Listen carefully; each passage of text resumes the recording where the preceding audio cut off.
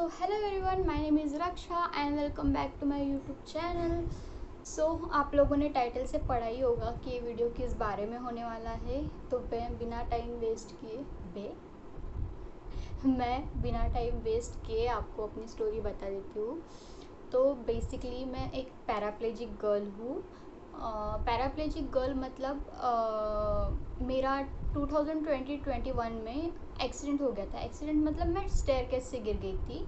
2 मार्च 2021 को मैं स्टेयरकेस से गिर गई थी। मेरी लोअर बॉडी पैरालाइज्ड हो गई और I lost my sensation below my waste. और मतलब मैं जैसे ही गिरी मुझे इंस्टेंट पता चल गया था कि मुझे कुछ फील ही नहीं हो रहा है। मतलब मुझे ऐसे फील होता है कि जैसे लोअर बॉडी मुझे है ही नहीं। तो फिर मैं वहीं से चिल्लाने लगी, भैया भैया भैया। तो फिर भैया नीचे थे तो वो आए, बोलते क्या हुआ, उठ जाओ। उन्होंने ऐसे हाथ दिया, वो बोले उठ। तो मैंने बोला नहीं नहीं, मुझे उठा ही नहीं जा रहा है। तो फिर उन्होंने मुझे ऐसे उठाया और वो हॉस्पिटल लेके गए। हॉस्पिटल घर के पास में जो हॉस्पिटल था वहाँ लेके गए। तो डॉक्टर को मैं कंटिन्यू यही बोल रही थी कि नहीं नहीं, मुझे कुछ फील ही नहीं हो रहा है, फील ही नहीं हो रहा है।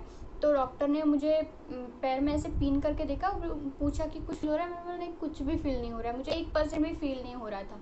तो फिर डॉक्टर ने बोला नहीं नहीं, ये बहुत सीरियस केस है, आप मतलब उन्होंने मुझे दूसरे हॉस्पिटल शिफ्ट कर दिया।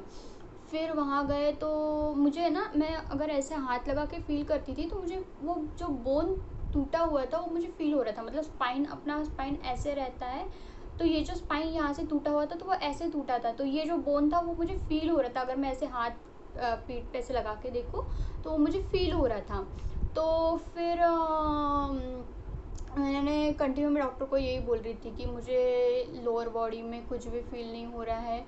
तो डॉक्टर ने बोले एमआरआई वगैरह निकालने के लिए लगाया। फिर एमआरआई निकालते निकालते काफ़ी टाइम हो गया। उन्होंने मुझे फिर उन्होंने बोले कि नेक्स्ट डे अपन सर्जरी रखते हैं। अगर आपको सर्जरी नहीं करनी है तो फिर वो लाइफ टाइम के लिए ऐसे बेंड होके ही रहेगी अगर सर्जरी नहीं करते हो तो भैया ने बोले नहीं नहीं, हमें ऑपरेट करना है करके। तो फिर उन्होंने बोले कि कुछ 2 रॉड और स्क्रूज डालने पड़ेंगे बैक में। तो भैया ने बोला ठीक है। फिर नेक्स्ट डे मेरी सर्जरी थी। वो नाइट मैंने कैसे कैसे निकाल दी। हॉस्पिटल में बहुत पेन हो रहा था, मैं रात भर चिल्लाती ही रही कि पेन हो रहा है, पेन हो रहा है। फिर नेक्स्ट डे मेरी सर्जरी थी। सर्जरी हुई तो मुझे ऐसे फील होता था कि मतलब मेरी अभी अभी सर्जरी हुई है, इसलिए मैं उठ नहीं पा रही हूँ। ये सर्जरी जैसे ही मतलब पेन रिलीफ हो जाएगा, सब ठीक हो जाएगा, 1 आध महीने में तो चलने लग जाऊँगी मैं करके। तो मैं इतना सीरियसली ले ही नहीं रही थी, क्योंकि वो ज़्यादा बड़ा कुछ एक्सीडेंट था ही नहीं। तो मैं कुछ सीरियसली ले ही नहीं रही थी। मुझे ऐसा लगा था कि हाँ मैं ठीक हो जाऊँगी, इसलिए मैं मतलब ऐसे सोचती थी कि हाँ अब कुछ दिनों की बात है करके। तो फिर सर्जरी हुई। फिर हम लोग कुछ 10 दिन में एडमिट रही हॉस्पिटल में। उसके बाद हम लोग घर आए। घर आने के बाद कुछ महीने हो गए, 2 महीने 3 महीने हो गए। तो मुझे फिर मैं घर पे ही रहती थी। और है ना, मुझे जो मूवमेंट अपन लेग स्ट्रेट करना हो या पास लेना हो वो इतना इजीली कर पाते थे हम लोग, वो करने में मुझे इतने एफर्ट्स लगाने पड़ रहे हैं। बट इतने एफर्ट्स लगाने के बाद भी वो मूवमेंट हो ही नहीं रही है। मतलब इतना सा भी पैर आगे या पीछे नहीं हो रहा है। तो मैं तब फ्रस्ट्रेट होती थी कि ऐसे मतलब इतने छोटे एक्सीडेंट से इतना कैसे हो सकता है करके। फिर जो फिजियोथेरेपिस्ट विज़िट के लिए आते थे, उन्होंने बोला कि आप एक काम करो, आप रिहाब सेंटर वगैरह देखो जो अच्छे हैं। हम लोगों ने सर्च किए रिहाब सेंटर। तो फिर पुणे में गजानन भालेराव करके एक सर है, उनका फिजियोथेरेपी सेंटर है पुणे में। तो फिर हम लोग वहाँ गए, पूरी सारी फैमिली ही पुणे शिफ्ट हो गए। अब पुणे शिफ्ट होने के बाद फिर मेरी वहाँ फिजियोथेरेपी स्टार्ट हुई वगैरह। तो फिर मैं थोड़ा छोटे छोटे मूवमेंट से रिकवर होने लगी। पहले तो मतलब मुझे यूरिन और मतलब ब्लैडर और मोशन का भी नहीं समझता था। मतलब कुछ भी नहीं समझता था, 1% भी नहीं समझता था कि मुझे मतलब यूरिन आ रही है या मोशन आ रहा है, कुछ भी नहीं समझता था। तो वो जो कैथेटर रहता है जो लगा हुआ ही रहता है यूरिन के लिए कैरी बैग के साथ, वो लगा हुआ था। तो वो मुझे मतलब हमेशा अगर मैं कहीं पे भी जाऊँ तो यूरिन बैग कैरी करके ही जानी पड़ती थी, वो लगा के ही रहती थी 24/7। तो फिर मुझे ना, मैं बाहर भी नहीं जा पाती थी कहीं की, मुझे मतलब खुद ही अच्छा नहीं लगता था कि ऐसे यूरिन बैग लेके कहाँ जाऊँ या व्हील चेयर पर कहाँ जाऊँ, मतलब तो मैं कहीं नहीं जाती थी। अगर मैं फैमिली के साथ बाहर भी जा रही हूँ तो मैं फ़ोटोज़ वगैरह क्लिक नहीं करती थी, मुझे मतलब मैं एक्सेप्ट ही नहीं कर पाती थी वो फैक्ट कि मैं मतलब खड़ी नहीं हो पा रही हूँ खुद के पैरों पे, या मतलब ऐसे ही लाइफ जीनी है कुछ टाइम के लिए, ये भी फैक्ट मैं एक्सेप्ट नहीं कर पा रही थी। तो फिर जब हम लोग पुणे गए तो फिर हम लोगों ने यूरोलॉजिस्ट से कंसल्ट किया। फिर उन्होंने बोले कि ये जो कैथेटर लगा हुआ है वो ऐसे लगा के रखना अच्छा नहीं है, और उसकी वजह से मुझे नवंबर 2021 में बहुत डेंजरस यूरिन इन्फेक्शन हुआ था। तो उस महीने में भी मेरी तबीयत इतनी ख़राब रहती थी, मतलब मैं वो इन्फेक्शन के कारण मेरी बॉडी पूरी ऐसे हवा में ये हो जाती थी, इतना डेंजरस यूरिन इन्फेक्शन था वो। देन जब फिर हम लोगों ने डॉक्टर से कंसल्ट किया, उन्होंने बोला कि ये कैथेटर निकाल लेते हैं अपन। फिर मैंने वो कैथेटर निकाला, फिर CIC करके, सेल्फ कैथेटराइजेशन करके एक मेथड होता है, तो फिर वो स्टार्ट किया। तो देन मेरी फिज़ियोथेरेपी अभी पुणे में चल रही है, और इम्प्रूवमेंट पहले से तो बेटर है। उसके बाद अभी जून 2022 को मेरे भैया की शादी थी, 6 जून 2022 को।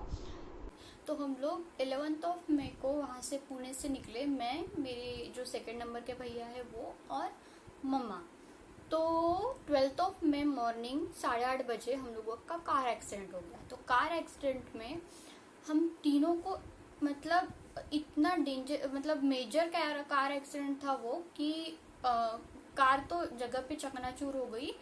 मम्मा तो कार से बाहर गिर गए थे, भैया और मैं कार में बचे थे, और वो एक विलेज था अकोला के पास, वहाँ हुआ था कार एक्सीडेंट। तो फिर जो गांव वाले लोग थे वहाँ वो मतलब ऐसे जमा हो गए, और उन लोगों ने ही हमको कार से बाहर वगैरह निकाला। तो वो कार एक्सीडेंट में मुझे फिर से स्पाइनल कॉर्ड पे ही लगा, और लीवर में 2 कट्स आई थी। तो लीवर में 2 कट्स आए थे, और लीवर से जो ब्लड निकला था, मतलब जो इंटरनल ब्लीडिंग हुई थी, वो ब्लड स्टमक में ही क्लॉट हो गया था। तो वो मतलब मुझे तब फिर हम लोगों को हॉस्पिटल शिफ्ट किया, वहाँ एक्सरे वगैरह निकाले। तो वो लीवर का ही पेन इतना ज़्यादा था मुझे स्टमक में, कि मुझे बैक का पेन तब महसूस ही नहीं हुआ कि बैक में भी लगी है या बैक में पेन हो रहा है, मुझे वो मतलब फील नहीं हुआ उस टाइम पे। देन एक्सरे वगैरह किए तो स्पाइन वॉज ओके, वो जो रॉड और स्क्रू डाले थे फर्स्ट सर्जरी में वो भी ठीक थे। तो फिर डॉक्टर लोगों ने वो जो लीवर का कट्स वगैरह थे उस पर ही कॉन्सेंट्रेट किया, उसके लिए मुझे ऑब्जर्वेशन में रखा। 6 दिन तक मुझे पानी, खाना पानी कुछ भी नहीं दिया, सिर्फ सलाइन पे थी मैं। देन उसके बाद जब मैं घर आई, कुछ 22 या 25 डेज में भैया की शादी थी, और हम लोग घर आए, सब घर पे पेशेंट्स, कोई ठीक नहीं था, सिर्फ जिनकी शादी थी वो और पापा ठीक थे। वो भी इतना टेंशन में थे कि घर पे तीनों को इतना मेजर लगा हुआ है। तो फिर जब मैं घर आई 1 हफ्ते बाद मुझे बैक में इतना पेन होने लगा, बहुत ही ज़्यादा पेन होने लगा, मतलब मैं बैठ भी नहीं पाती थी। तो फिर से हॉस्पिटल गए हम लोग, फिर से एक्सरे वगैरह किए। तो एक्सरे किए, उसमें पता चला कि वो जो रॉड और स्क्रू डाले थे फर्स्ट सर्जरी में, वो रॉड स्क्रू से बाहर निकल गए। तो बाहर निकल गया, तो वो जो रॉड का कॉर्नर था वो मुझे मतलब ऐसे इरिटेट कर रहा था अंदर से, और वो आजू बाजू के टिश्यूज को डैमेज कर रहा था। तो डॉक्टर ने बोले कि इसको निकालना पड़ेगा या तो फिर फिक्स करना पड़ेगा, उसके लिए सर्जरी ही ऑप्शन है। तो उन्होंने बोले कि ऐसे ही रख के फिजियोथेरेपी वगैरह नहीं कर सकते, अगर ऐसे ही रख के फिजियोथेरेपी करने का सोचोगे तो फिर वो जो रॉड निकला हुआ है स्क्रू से बाहर, वो स्किन से भी बाहर निकल सकता है, तो उसके लिए ऑपरेट करना पड़ेगा।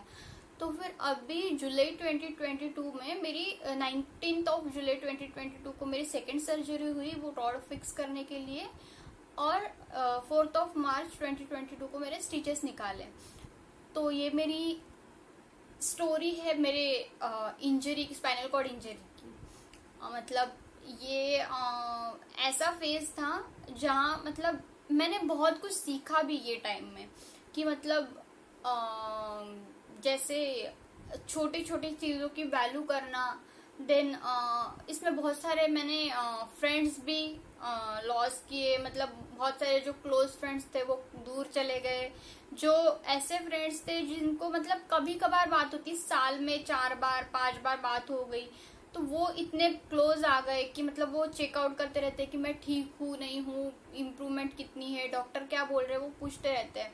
तो ऐसे बहुत सारे फेज है जिसमें मतलब एक ये रहता है। जैसे स्टार्टिंग के टाइम पे ऐसे था कि मैं पूरी मम्मी पे डिपेंड थी, मतलब मेरा सारा कुछ मम्मा करती थी। और पेरेंट्स इतना करते हैं बच्चों के लिए, मतलब वो किसी भी लेवल तक जा सकते बट बच्चों के लिए करने के लिए, बट वो गिव अप नहीं करते बच्चों पे। तो मेरी मम्मा मतलब मैं फर्स्ट डे से जब से मेरा एक्सीडेंट हुआ सारा कुछ मम्मा करती थी। मतलब मुझे ऐसे फील होता था कि मैं कब उनसे इंडिपेंडेंट होंगी। जब मैं पुणे शिफ्ट हुई, मुझे सबसे पहला मेरा यही था कि मैं उनसे इंडिपेंडेंट हो जाऊं, ताकि उनको ऐसे ना लगे कि मतलब रक्षा की वजह से मैं कहीं बाहर नहीं जा पा रही हूँ या ऐसा कुछ। क्योंकि भैया भैया का भी सेम, मुझे कहीं भी जाना रहता था मैं भैया को ही बोलती थी, मुझे कहीं से शिफ्ट भी करना रहता था मैं भैया को ही बोलती थी।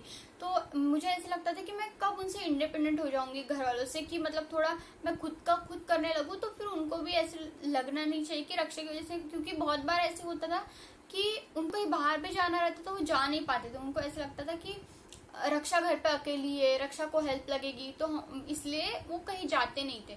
तो मुझे वो चीज़ का बहुत बुरा लगता था कि मेरी वजह से उनको भी कहीं जाना, मतलब जाने नहीं मिल रहा है, कहीं जा नहीं रहे वो। तो मेरा सबसे पहला एम यही था कि मुझे उनसे इंडिपेंडेंट होना है। तो जब मैं पुणे शिफ्ट हुई थी, मुझे शिफ्टिंग का सिखाया गया कि व्हीलचेयर से बेड पे कैसे शिफ्ट होते हैं, या बेड से व्हीलचेयर पे कैसे शिफ्ट होते हैं, या व्हीलचेयर से कार में कैसे शिफ्ट होते हैं, ये सब सिखाया गया। तो फिर मैं थोड़ा धीरे धीरे धीरे धीरे करके उनसे इंडिपेंडेंट हो गई। तो फिर अब तो मैं मतलब सारा, मैं अभी भी व्हीलचेयर पे हूँ, मैं व्हीलचेयर से ही सारी जगह पे इधर उधर जाती हूँ। मैं कहीं जाना रहता है तो मैं अपनी व्हीलचेयर बेड के पास लेके शिफ्ट होके जाती हूँ हॉल में या कहीं। तो अब मैं मतलब जो मेरे काम है डेली वर्क जो रहते हैं, जैसे कुछ भी बातिंग हो या कुछ, तो सब मैं खुद का खुद करती हूँ अब। तो ये मेरी लाइफ की स्टोरी है। मेरी जो इंस्टा फैमिली है उनको पता होगी मेरी स्टोरी, क्योंकि वो मुझे फॉलो करते होंगे, तो उनको पता होगा कि क्योंकि मैं वहाँ पे मेरी मतलब लाइफ की स्टोरी के बारे में मैं शेयर करती रहती हूँ, या मतलब वहाँ किसी के साथ मैं लाइव आती हूँ, तो मतलब जो बहुत सारे पेजेस है जो ऐसे रिक्वेस्ट भेजते हैं कि हमको आपके साथ लाइव आना है, या मतलब ऐसा कुछ। तो वहाँ पे मैंने मेरी लाइफ की स्टोरी शेयर की है ऑलरेडी, तो उनको पता होगा कि मतलब मैं अभी मेरी सिचुएशन क्या है, या क्या मतलब चल रहा है मेरी लाइफ में। तो अगर आप मुझे इंस्टा पे फॉलो नहीं करते हो तो इंस्टा पे फॉलो करो, मेरा यूज़र नेम है रक्षा रोकड़े। और वहाँ पे भी जब से मैंने मेरी स्टोरी शेयर की है, मैंने एक रील बनाई थी मेरी स्टोरी के बारे में, जो कि मैंने यूट्यूब पे भी सबसे पहला वीडियो मेरा वही रील है। तो वो मैंने पोस्ट की थी इंस्टा पे, उस पर कुछ 37K व्यूज़ है अभी।